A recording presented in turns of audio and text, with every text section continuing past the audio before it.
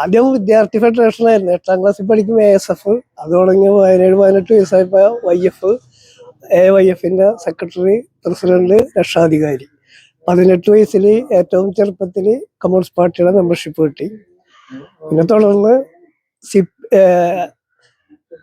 82 വരെ CPI ഐക്യജനാധിപത്യ മുന്നണിയിലായിരുന്നു. 82-ലാണ് CPI LDF പക്ഷം വരുന്നത്. പിന്നെ അവിടെ നിന്ന് തുടങ്ങി LDFന്റെ കൺവീനർ, ചെയർമാൻ എന്ന നിലകളിലാണ് പ്രവർത്തിച്ചു വന്നത്. എല്ലാ ഇതിലും കൺവീനറോ ചെയർമാനോ എക്സിക്യൂട്ടീവോ അങ്ങോ ആയിരിക്കും പാർട്ടിയിൽ. ഇവിടെ ഒരിക്കൽ മത്സരിച്ച് അവരെ പാർട്ടിയിൽ തോൽപ്പിച്ച്, പിന്നെ അടുത്തൊരു വാർഡിൽ പോയി മത്സരിച്ച് അവർ മൃഗീയ ഭൂരിപക്ഷത്തിൽ ജയിക്കുകയും ചെയ്ത് അവർക്ക് സ്റ്റാൻഡിങ് കമ്മിറ്റി കിട്ടി. HMC മെമ്പറും കൂടി ആയപ്പോൾ അവരോടുള്ള ഇവിടുത്തെ പാർട്ടി നിലവിലുള്ള പാർട്ടി ലീഡർമാർക്ക് അവരോട് ഭയങ്കര ഒരു നാടൻ ഭാഷയിൽ പറഞ്ഞ ഒരു അസൂയ. നമസ്കാരം. നമ്മുടെ നാട്ടിൽ BJP എന്ന് പറയുന്ന രാഷ്ട്രീയ പ്രസ്ഥാനത്തിലേക്ക് ഒരുപാട് ആളുകൾ നിരന്തരമായിട്ട് വന്നുകൊണ്ടിരിക്കുന്ന ഒരു സാഹചര്യമുണ്ട്. ഈ ഒരു സമയത്ത് ഏറ്റവും മുഖ്യമായിട്ട് ഇടതുപക്ഷത്തിൽ നിന്നാണ് ഏറ്റവും കൂടുതൽ ആളുകൾ BJPയിൽ മെമ്പർഷിപ്പ് എടുത്ത് ഓരോ ദിവസവും മുന്നോട്ട് വന്നുകൊണ്ടിരിക്കുന്നത്. ഇപ്പോൾ കഴിഞ്ഞ ഏകദേശം ഒരു 45 വർഷമായിട്ട് CPIയിൽ സജീവ സാന്നിധ്യമായിരുന്ന, അല്ലെങ്കിൽ CPIയുടെ വിവിധ ചുമതലകൾ വഹിച്ചിരുന്ന ബാലസുബ്രഹ്മണ്യൻ എന്ന് പറയുന്ന കൊടുങ്ങല്ലൂർ മുനിസിപ്പാലിറ്റിയിലെ 27ാം വാർഡിൽ ഉള്ള വ്യക്തി BJPയിൽ അംഗത്വം എടുത്ത് മുന്നോട്ട് വന്നിട്ടുണ്ട്. അദ്ദേഹം കുറച്ച് നാളുകളായി. പക്ഷെ എന്തുകൊണ്ടായിരിക്കും അദ്ദേഹം ഈ 45 വർഷം പ്രവർത്തിച്ച പ്രസ്ഥാനം വിട്ട് BJPയിൽ ചേർന്നത് എന്നുള്ളത് നമുക്ക് അദ്ദേഹത്തോട് തന്നെ ചോദിച്ച് മനസ്സിലാക്കാം. ചേട്ടാ നമസ്കാരം. നമസ്കാരം. ചേട്ടാ പേര് ബാലസുബ്രഹ്മണ്യൻ. ഓക്കെ. ചേട്ടാ ഈ 45 വർഷമായിട്ട് ഇടതുപക്ഷത്തിൽ വർക്ക് ചെയ്താണല്ലോ. എന്തായിരുന്നു സാഹചര്യം? ആ ഒരു സംഘടന വിട്ട് BJPയുടെ ഒപ്പം മുന്നോട്ട് പോരാനുള്ള കാരണം കൃത്യമായിട്ട് എന്തായിരുന്നു? കമ്മ്യൂണിസ്റ്റ് പാർട്ടി എന്ന് പറയുന്നത് ഇന്ത്യയിൽ ഇല്ലാതെ വരുന്ന ഒരവസ്ഥ. പാർട്ടി മൂല്യച്യുതി സംഭവിച്ചുകൊണ്ടിരിക്കുന്ന കാലഘട്ടമാണ് സമീപകാലത്തുണ്ടായിരിക്കുന്നത്. അപ്പോൾ തീർച്ചയായിട്ടും കമ്മ്യൂണിസ്റ്റ് പാർട്ടികൾക്ക് വളർച്ചയില്ലാത്തൊരവസ്ഥ. അപ്പോൾ നോക്കിയപ്പോൾ കമ്മ്യൂണിസ്റ്റ് പാർട്ടി ഇന്ത്യയിലൊന്നുമില്ലാത്ത സ്ഥിതിയിൽ വന്നു കഴിഞ്ഞപ്പോൾ ഭാരതീയ ജനതാ പാർട്ടിയാണ് ഇന്ത്യയിലെ ഏറ്റവും വലിയ പ്രസ്ഥാനം. അതിൽ പ്രവർത്തിക്കാൻ തീരുമാനിച്ച്. എങ്ങനെയായിരുന്നു ഇതിന് ആദ്യ കാലഘട്ടങ്ങളിൽ എങ്ങനെയാണ് പ്രവർത്തനത്തിന്റെ ഭാഗമായി നിന്നത് ഈ ഇടതുപക്ഷത്തിന്റെ? ആദ്യം വിദ്യാർത്ഥി ഫെഡറേഷനായിരുന്നു. 8ാം ക്ലാസ്സിൽ പഠിക്കും ASF. അത് തുടങ്ങി 17-18 വയസ്സായപ്പോൾ YF, AYFന്റെ സെക്രട്ടറി, പ്രസിഡന്റ്, രക്ഷാധികാരി. 18 വയസ്സിൽ ഏറ്റവും ചെറുപ്പത്തിൽ കമ്മ്യൂണിസ്റ്റ് പാർട്ടിയുടെ മെമ്പർഷിപ്പ് കിട്ടി. പിന്നെ തുടർന്ന് 82 വരെ CPI ഐക്യജനാധിപത്യ മുന്നണിയിലായിരുന്നു. 82-ലാണ് CPI LDF പക്ഷം വരുന്നത്.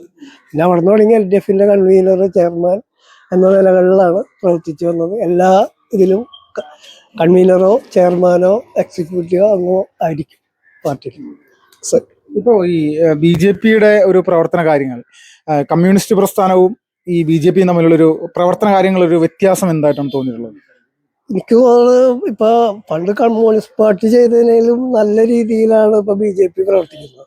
വീട് വീടാന്തരം, ഗൃഹസമ്പർക്കം, അതുപോലെ പാർട്ടി പ്രവർത്തകർക്കുള്ള കൃത്യമായ അറിയിപ്പ്, മുന്നറിയിപ്പ്, പല കാര്യങ്ങളും അവര് കർക്കശമായിട്ട് തന്നെ ഒരേ പാർട്ടി പ്രവർത്തകനെയും അവർ നിരീക്ഷിച്ചിട്ടാണ് അവർ മുന്നോട്ട് പോകുന്നത്. ഞാനപ്പോൾ അതിൽ എനിക്ക് പാർട്ടിയിൽ കയറിയപ്പോൾ തന്നെ മോർച്ചയുടെ വൈസ് പ്രസിഡന്റായി, പിന്നെ വൈസ് പ്രസിഡന്റായി, ഇപ്പൊ സെക്രട്ടറി ആയിട്ട് പാർട്ടി തന്നെ പ്രൊമോട്ട് ചെയ്തത്. അപ്പൊ എല്ലാ പ്രവർത്തനം അവർക്കും താല്പര്യമാണ്. ഈ വാർഡ് തലത്തിലായാലും ഏരിയ തലത്തിലായാലും മണ്ഡലം തലത്തിലായാലും ഞാൻ സജീവ സാന്നിധ്യം ഇപ്പൊ BJPയിലുണ്ട്. ഈ പാവങ്ങളുടെ ഒരു രാഷ്ട്രീയ പ്രസ്ഥാനം എന്നായിരുന്നല്ലോ കമ്മ്യൂണിസ്റ്റ് പാർട്ടി, CPIയുടെ ഒരു പ്രധാന മുഖമുദ്ര.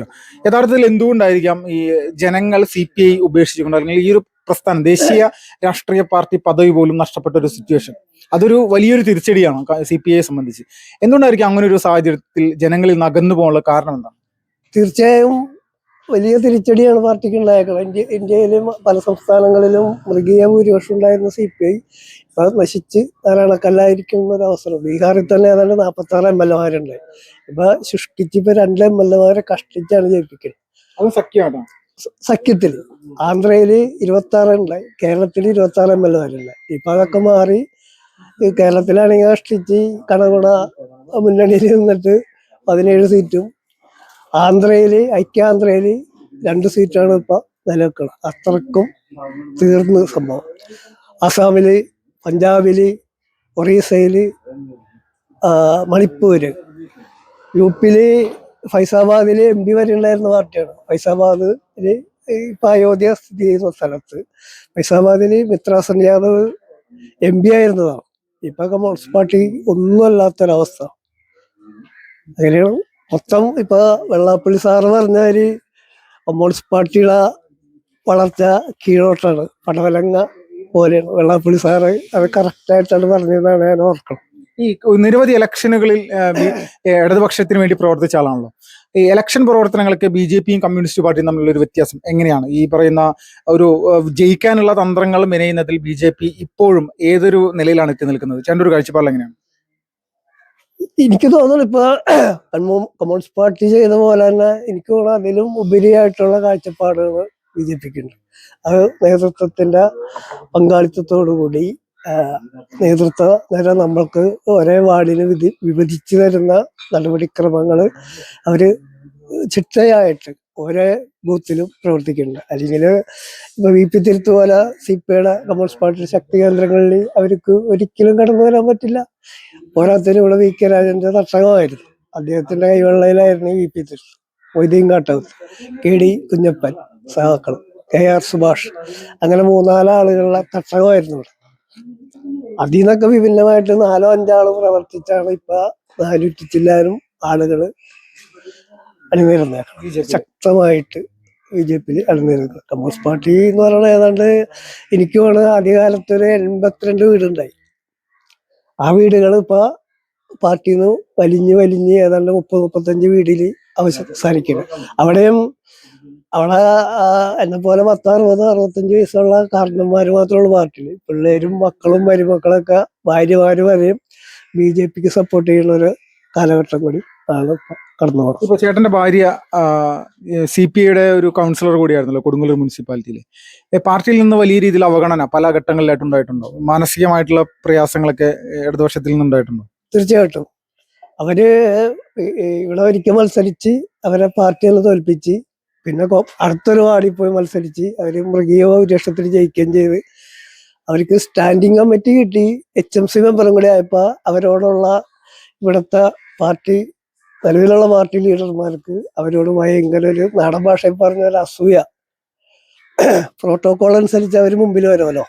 സ്റ്റാൻഡിങ് കമ്മിറ്റി ആകുമ്പോൾ ഓഫീസ്, ഒരു പരിധി വരെ വാഹന സൗകര്യം, പിന്നെ പ്രോട്ടോകോൾ അനുസരിച്ച് എല്ലാത്തിലും ഒരു വികസന ഒരു റോഡ് പണിതാലും ഒക്കെ അവരുടെ പേര് ലിഖിതമായിരിക്കും, ശിലാലിഖിതത്തിലുണ്ടാവും.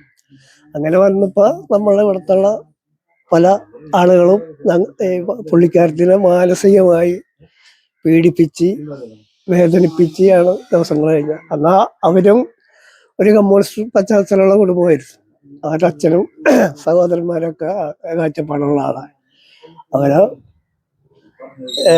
ആശയപരമായി അവർ മുമ്പിലാണെങ്കിലും അവരെ സംഘടിതമായിട്ടാണ് അവരെ ആക്രമിച്ചത്. ഇപ്പോൾ ഈ വർഷങ്ങളോളം ഇടതുപക്ഷത്തിൽ പ്രവർത്തിച്ച് മുന്നോട്ട് വന്നിട്ടുണ്ടായിരുന്ന ഒരു സാഹചര്യം നോക്കുമ്പോൾ സംഘപരിവാർ സംഘടനയിലേക്ക് കടന്നു വന്ന സമയത്ത് എന്തായിരുന്നു ചേട്ടൻ്റെ ഒരു മാനസികമായിട്ട് എങ്ങനെയായിരുന്നു? ആദ്യം എല്ലാ കാര്യങ്ങളും ഉൾക്കൊണ്ട് മുന്നോട്ട് പോകാനുള്ള ഒരു മാനസികാവസ്ഥ ഉണ്ടായിരുന്നു? ഞാന് കമ്മ്യൂണിസ്റ്റ് പാർട്ടി വിട്ട് BJPയിൽ വന്നപ്പോ എനിക്ക് പെട്ടെന്നൊരു ആശങ്ക വന്നു. പിന്നീട് അത് നോക്കിയപ്പോ എൻ്റെ പല കസിൻസും കൗൺസിലേഴ്സും അതുപോലെ മറ്റു വാർഡുകളിൽ ഉത്തരവാദിത്തപ്പെട്ട സ്ഥാനത്തിരിക്കുന്നുണ്ട്. അപ്പൊ ഞാൻ കൊടുങ്ങല്ലൂര് സെന്ററിൽ ചെന്ന് കഴിഞ്ഞപ്പോ എല്ലാവരും എൻ്റെ തോളത്ത് കൈയിടുന്നത് അമ്മാവ, ഇളയച്ച എന്ന് വിളിക്കുന്നത്. അവരൊക്കെ പാർട്ടി പ്രവർത്തകരാണ്. അപ്പൊ എനിക്ക് നല്ല ഫ്രീഡമായി. ഇപ്പോഴും അവര് ഇപ്പൊ ഒരു സഹോദരിയുടെ പുത്രൻ ടെമ്പിൾ വാർഡ് കൗൺസിലറാണ്. പല ആളുകളും പാർട്ടിയുടെ ലീഡർഷിപ്പിലുണ്ട്. അപ്പൊ പിന്നെ എനിക്ക് വീണ്ടും സൗകര്യമായി, ഫ്രീഡം.